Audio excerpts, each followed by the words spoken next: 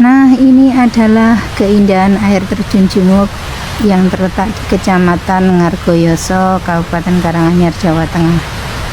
Bukanya dari jam 8 sampai jam 16 untuk weekday, dan untuk weekend jam 8 sampai jam 17.30. Harga tiket masuk 20.000 untuk wisatawan lokal dan 50.000 untuk wisatawan asing.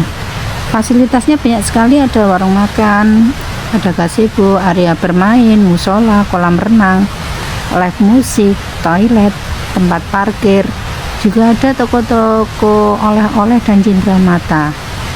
Untuk ketinggian air terjun ini adalah 30 meter, dan untuk parkirnya untuk sepeda motor itu 2.000, mobil itu 5.000, dan untuk elep itu 15.000, dan untuk bus 25.000.